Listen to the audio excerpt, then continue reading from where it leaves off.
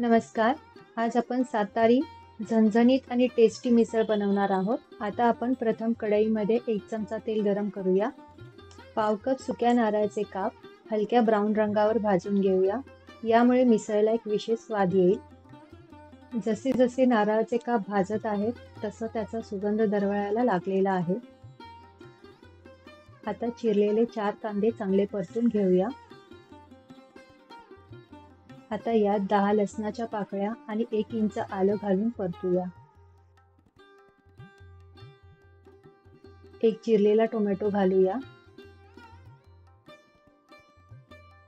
Tomato चांगला मऊ होईपर्यंत परतूया.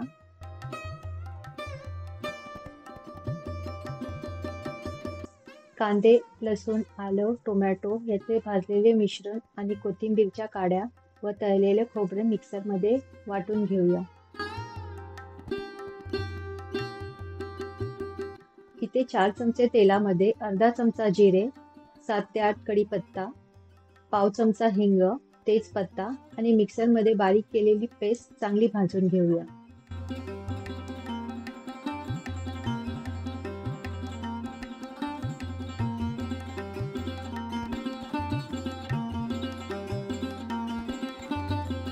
आता आपल्या मिसळला थोडा रंग आणि सातारी मिसळची चव आणण्यासाठी मसाल्यांना तेल सुटल्यावर 1 चमचा काश्मीरी मिरची पावडर घालूया. यानंतर 1.5 चमचा सातारी घरगुती मसाला घालूया. सातारी घरगुती मसाल्यामुळे मिसळला एक खास स्वाद येईल. आता आपण मोठ आलेली मटकी मसाल्यांमध्ये चांगले मिक्स करून घेऊया. यावर आपण कोथिंबीर घालून थोडा वेळ वाफवून घेऊया.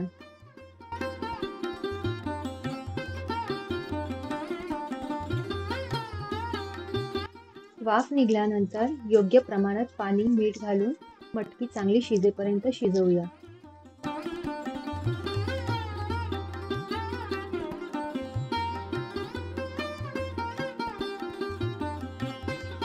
आपली चविष्ट चटकदार सातारी मिसळ तयार आहे. तुमच्या किचनमध्ये ही स्वादिष्ट सातारी मिसळ बनवायला विसरू नका. चविष्ट पाककृतीसाठी आमच्या चॅनलला सबस्क्राईब, लाईक आणि शेअर करा.